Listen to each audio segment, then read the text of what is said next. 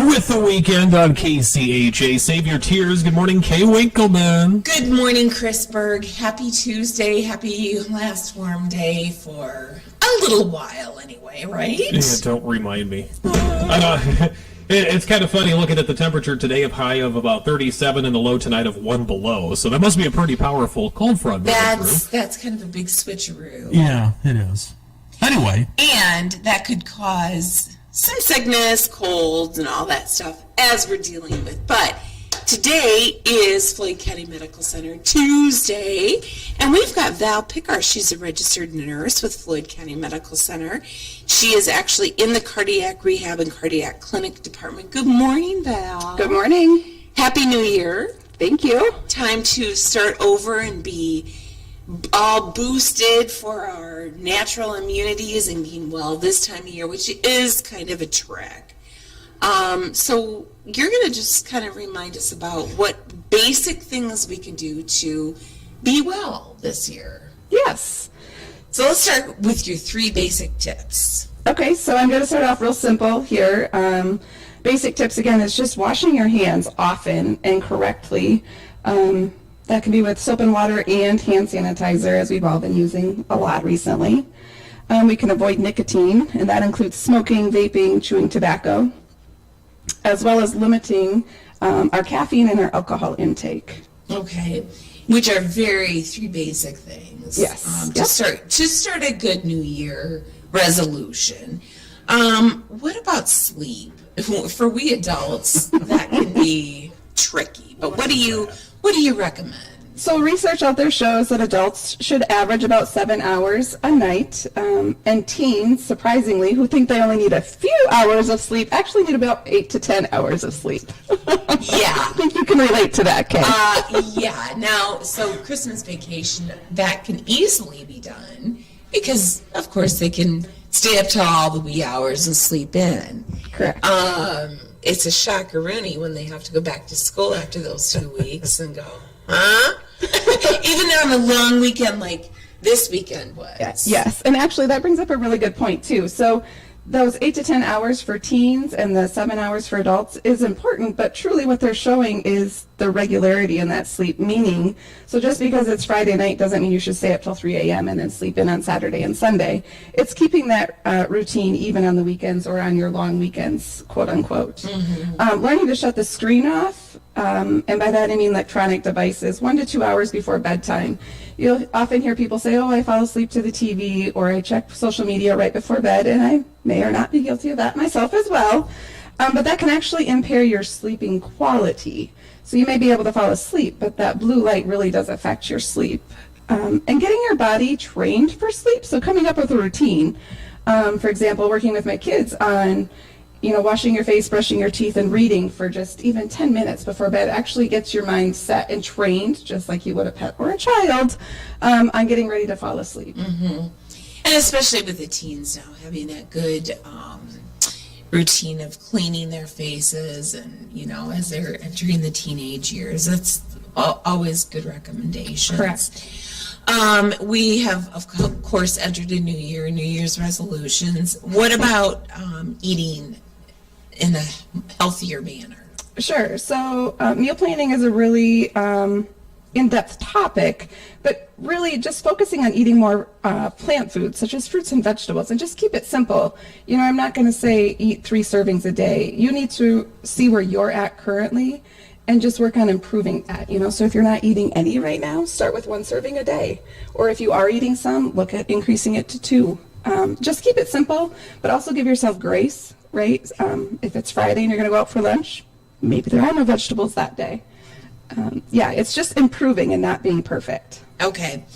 I've been reading a lot about healthy fats, and I'm never quite sure what that means. Talk about healthy fats. So this is an area that I myself need to continue to improve on my knowledge with it.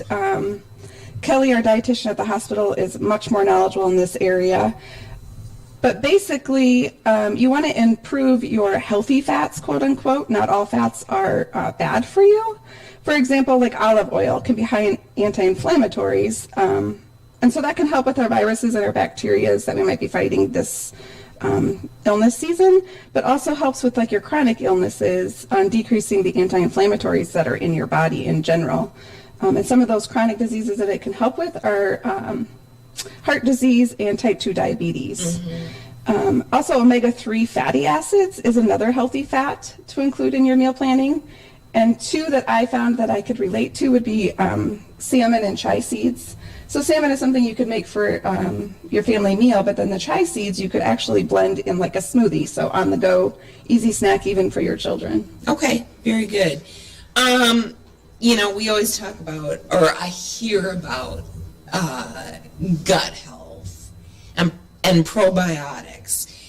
That's another area in which I'm not very well versed. And when I think about gut health, I think, okay, my gut must be healthy because I don't have the stomach flu. But in actuality, what does gut health really mean? So gut health, you have good bacteria in your gut and you have not so good bacteria.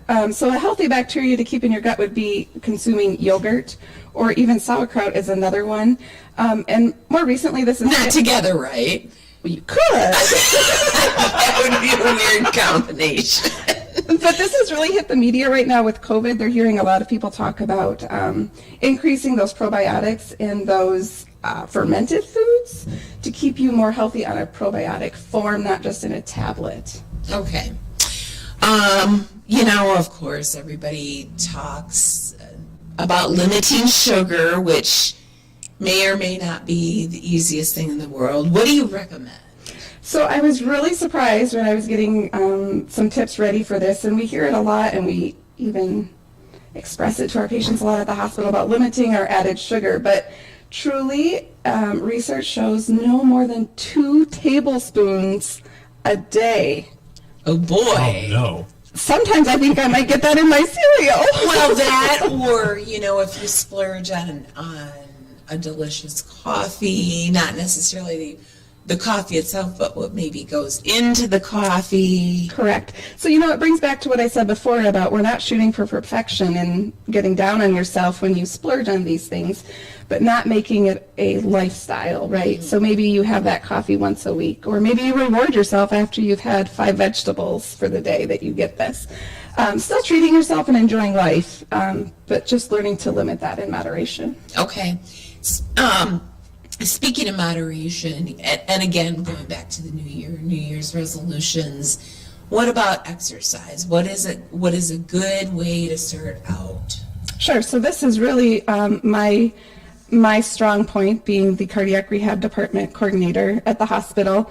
The American Heart Association recommends 150 minutes in a 7-day period. So again, like I try and teach my patients, is don't try and get all 100 minutes in the first day. It's really about breaking that out throughout the week. So 20 to 30 minutes a day, and that can be in 10-minute increments. So maybe you park further away to get to work, and then you walk a few laps around the parking lot before you go in. Or on your lunch break, maybe you get in a little jog. It's truly just being consistent and keeping it at that moderate intensity. Okay. Gosh, with the snow that we have now, I mean, what a perfect way to get some great exercise in, but not really considering it exercise, but more fun. Absolutely. For example, yesterday, I took my kids outside for an afternoon walk, and we live out in the country, so we were walking down the road, and they took it to be exciting to jump into the snowdrifts that are equal with the road, so they were about up to their waist. So jumping in and out of those snow ditches for about 20 minutes was enough to get a vigorous exercise in. And now, snowshoeing and cross-country skiing and all those fun activities that we can do now because there's a good amount of snow. Yes, absolutely. And keep it simple. It doesn't have to be something extreme or brand new gym equipment. And keep it a variety so that you're intrigued with it. Okay. On that note, then, if you're going to participate in things like that, especially outdoor activities, if you're all bundled up, what about staying hydrated? Yes, and so hydration is a really strong health tip. It won't necessarily prevent you from getting sick, but it will decrease your susceptibility and also can help prevent complications if you do happen to get ill, such as kidney issues from dehydration. And keep the water, right? And that's what we want by hydration is water, so not soda or tea or coffee or alcoholic beverages. It needs to be water. but it can be spiced up, I guess, per se, with frozen grapes, lemon juice, lemon slices, cucumbers. There are flavors out there that you can add to them, which are okay in moderation again, but you're really looking for that natural whole food. Drinking a whole huge 75 ounces or whatever of just plain old water is difficult. But by adding, I mean, I love cucumber in my water. Yeah. That just enough of something in there to make it a little bit more enticing to drink throughout the day. Yep. You know, this is tough, especially for we adults. Managing stress. How do we do that? Well, I'm no pro and don't, stress over managing your stress. But truly, when you're under stress on a long-term basis, it promotes inflammation and actually suppresses your immunity. So if you notice somebody who's stressed out more, they could actually be more susceptible and often are more sick than others. So a few tips that I have are positive self-talk. So instead of I have to, it's I get to. I get to go to work today. I get to help my child with homework. Just turning it around and changing the mindset is a big difference. I am statements. I am a good coworker. I am good at math. I am good at public speaking while I'm on the radio. Yes, you are. Exercise, again, and try and get that exercise outside. That really helps, one, move your body, get those natural endorphins going, and also get that vitamin D, which is important in Iowa in the winter. Journaling is another example that I say, and express gratitude in that journaling. You know, right now in your journal, you could be saying that you're thankful for the road crew who cleaned the streets for us this weekend. Yoga and mindfulness. Another one that I like to really teach my patients in rehab and even my own children is when you start to get a little bit stressed or worried is stop and think about one thing you can see, hear, smell, taste, and feel currently. It just really grounds you and gets you right in the moment. And then often that turns into gratitude of being able to see or hear or smell or feel those things. Okay, very good tips. So you also provide, obviously, your main job is cardiac rehab. Let's quickly talk about that as far as what that looks like maybe after a heart event. Sure. So we provide cardiac rehab out at Floyd County Medical Center 3 days a week. It's typically for patients who have had heart surgery, had stent placement, heart transplant. If you feel you or one of your loved ones or someone you know qualifies, I'd encourage you to meet with your primary care provider, and they would get you in contact with us. We also have Mayo Cardiology outreach clinics 6 days a month in Charles City, where a Mayo Cardiology provider comes down and provides services here. So yeah, if you feel like you would benefit from that, you can also give us a call at Floyd County Medical Center at 641-257-4346, and we'd be glad to help you. Awesome. Thank you so much. We are so blessed. I say this all the time. We are so blessed to have such a great facility and great people like you who are employed there. So thank you so much, Val Pickar. Thanks for having me. Happy New Year. Happy Healthy New Year. Yes, indeed. Thanks a lot, Val. It's 8:24 with your North Iowa weather coming up. Out with the old and in with the new. This is Rose, McCloskey Appliance. Stop in today for our biggest January clearance sale on all